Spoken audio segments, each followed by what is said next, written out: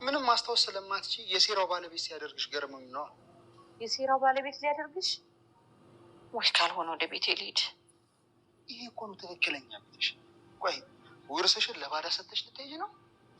ስንት ዓመት ሙሉ እዛ ቤት መኖርሽ ራሱ ያንገበግብ እና ምንድነው ነገሩ? እናንተን በትንሽ ብር አጃጅሎ እሱ ሙሉ ቤቱን ሊወርስ ነው። ይሄንን ሲያወራ ደግሞ በጆሮዬ ሰምቼዋለሁ። ሐኪም ቤት የሚለው ውሸቱን ሊሆን ይችላል። እንዳትድኝ ሊያደርግሽ ነው። ልክ ነህ።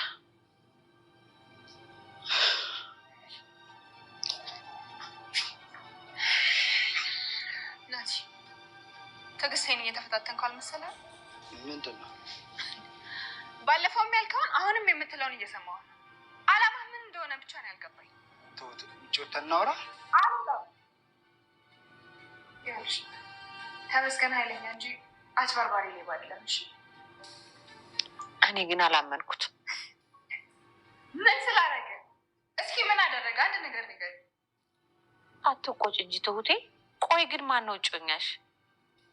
አየሽ አይደለም እጮኛሽ የቱ እንደሆነ እስከሚያደናግር ድረስ ነው ለሱ እያገዝሽለት ያለው። እኔ ለማንም አላግዝም። እሺ እኔ ግን ያልገባኝ ቆይ ለምንድን ነው እንደዚህ ክፉ መሆን የፈለግከው? በጣም አበዛው። እሺ ማዘር ቤቱንም ንብረቱንም መሸጥ መለወጥም ትችላለሽ። ማወቅ ያለብሽ ግን እኔ በዚህ ሂደት ውስጥ ምንም እንደማልጎዳ ነው።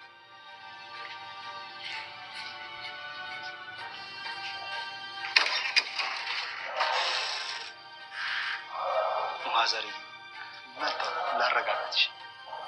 ናቲ በቃ ከዚህ በኋላ ስራው ተጋለጠ ማለት ነው። ምክንያቱም ይሄው መጥፎ አትስሩ፣ መጥፎ የሰራ ሰው በመጨረሻ መጋለጡ አይቀርም ማለት ነው። ናቲ እንግዲህ በባለፈ ትሁት በር ከፍታ በባለፈው ክፍል ይሄ ሁሉ ሲያመቻች እየሰማች ነበረ ማለት ነው። ዛሬ ደግሞ ለአባባ ሚስት ያው አታስታውስም ማስታወስ አይችሉም ብሎ የነገሮቹ ጠንሳሽ ሁሉ አንቺን እያደረገች ነው እያላት እየሰማች ነበረ። እሷም ደግሞ መልሳ ሐኪም ቤት ልውሰድሽ የሚለኝ ውሸቱን ይሆናል ይሁን እያለች እንግዲህ ትሁት መጣች ማለት ነው። ትሁትም የናቲን ተግባር ሰዎቹ ሲነግሯት ምንም አልሰማም ብላ ነበረ። በፍቅር ልብ ጭፍን ሆና ነበረ። አሁን ግን ትሁት በጣም እየነቃች ነው ማለት ነው። በጥፊ ድርግም ነው ያረገችው።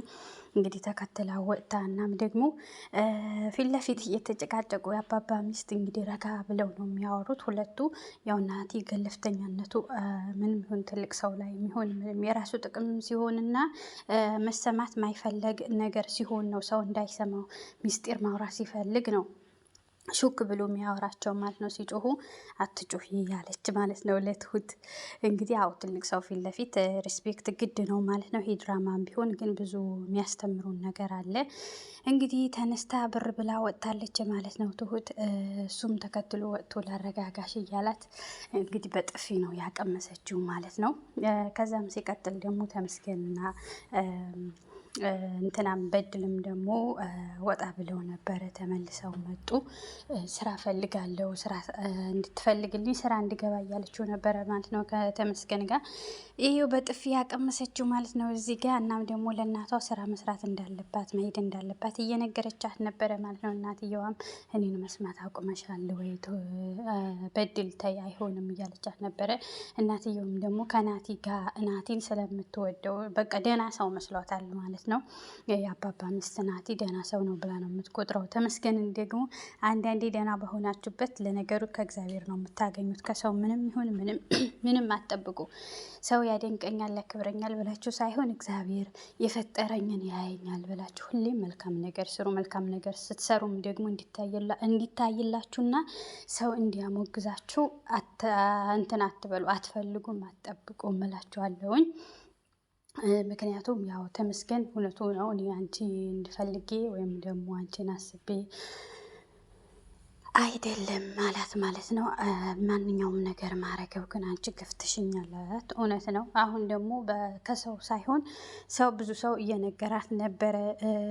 ቲናም እየነገረቻት ነበረ ስለ ናቲ፣ እንዲሁም ደግሞ አሁንም በድልም እየነገረቻት ነበረ። ተመስገን ቢነግራትም አታምነው። ምክንያቱም ያው ሁለቱም ተፎካካሪ ስለሆኑ እና አንዳንዴ ከኛ አነስ ያሉ ሰዎች ትልቅ ጭንቅላት አላቸው። እድሜን አይመጥንም የሰው ልጅ አስተሳሰብ ማለት ነው።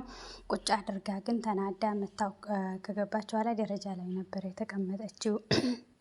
ከዛም ደግሞ በድል እኔ ልምከርሽ እንደው እሺ በይኝ፣ አንቺን የሚወድና አንቺን የሚያከብር ያገባሻል፣ ሁለታችሁም ሽማግሌ ላኩ በያቸው አለቻት ማለት ነው። እሺ ብላ ሁለቱም ሽማግሌ እንዲልኩ ቁጭ ባሉበት በገባችበት በቃ እኔን በጣም ሞኝና ፋራ እያረከኝ ነው አለችው ማለት ነው። በድል ምንድን ነው ምናምን ያው እንዳልታወቀ ሰው እያለ ነበረ ማለት ነው ናቲ።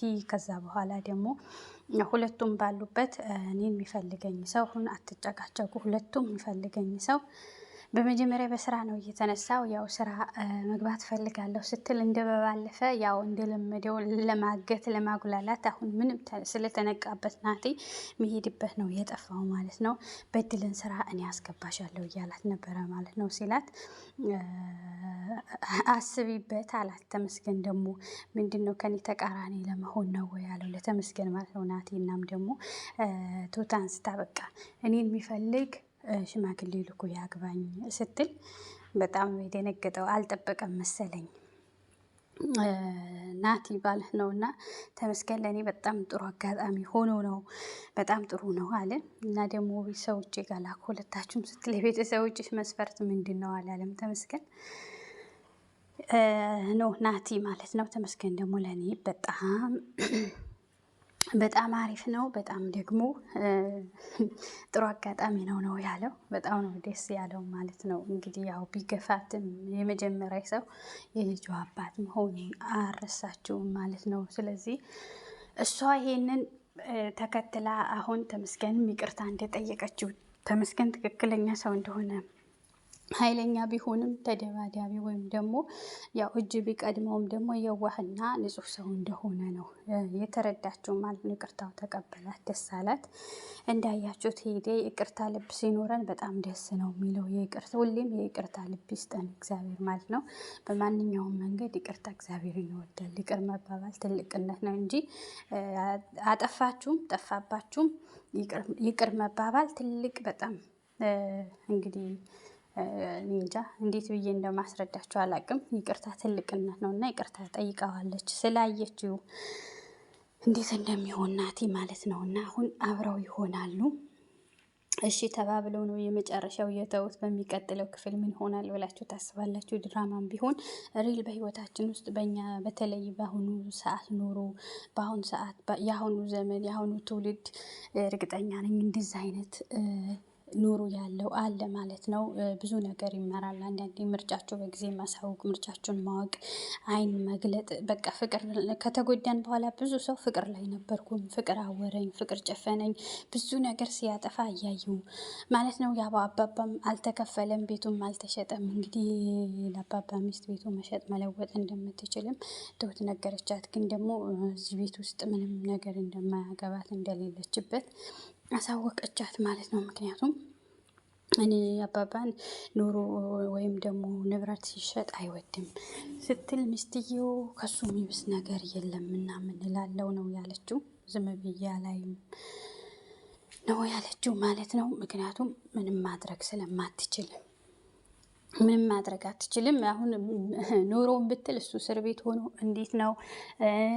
እንዲሁም ደግሞ ኦኬ እሱም ብትል ደግሞ ልጆቹ ትላንትና መጥተሽ ዛሬ ይሄንን ነገር እያደረግሽ ነው እያሏት ነው ማለት ነው። በሁለት መሀል ናት እሷ። ያው እንግዲህ ሰው ይታዘባል በጣም እሱ እንደማታስታውስ ሆኖ ነው ምንም ነገር አታውቅም በሚል ነው ናቲ እንግዲህ ደውሎ ለእንትና ለአባባን ሰው እንደገጨና ብዙ ብር እንደፈለገ ቤቱ መሸጥ እንደተፈለገ። ግን ቲናም ደግሞ ምንም መጥፎ ብትሆን አንዳንዴ መጥፎን ብትሆኑ ጥሩ ልቦና ህሊና የሚባል ነገር አለ። ህሊና አላት። ሄዳ ለትሁት ምንም ይሄንን እንዳልተፈጠረ ወይም ደግሞ ይሄንን ቤት ለመሽጠት እጅ እንዳታስገቢ ነው ያለቻት። ምክንያቱም ያው ትሁት ካየችው ይቅርታ ቲና ካየችው ነገር የተናገረችው ነው ማለት ነው። እሷም ደግሞ በፍጹም እኔ እጄን አላስገባም አለቻት ማለት ነው። ግን ለእናትየው መሸጥ መለወጥ ትችያለሽ፣ ግን እኔ የለሁበትም። አባዬም ደግሞ እንደዚህ ኑሮ ሲሸጥ ንብረት የሆነ ነገር ሲሸጥ አይወድም ነው ያለችው ማለት ነው።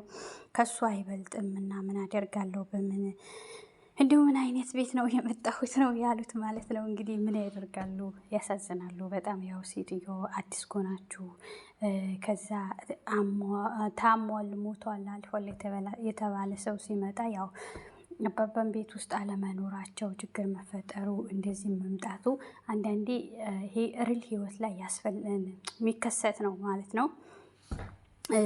የሆነ ነገር ጨረስኩ ወይ ትምህርት ጨረስኩ ወይ ስደት ጨረስኩ ወይም ደግሞ ትዳር ያዝኩ ስትሉ ህይወታችሁ ውስጥ ያልሆነ ነገር ይከሰታል። በዛ ሰዓት እንዴት ነው የምናልፈው የሚለው ነገር ከነሱ እንማራለን ማለት ነው።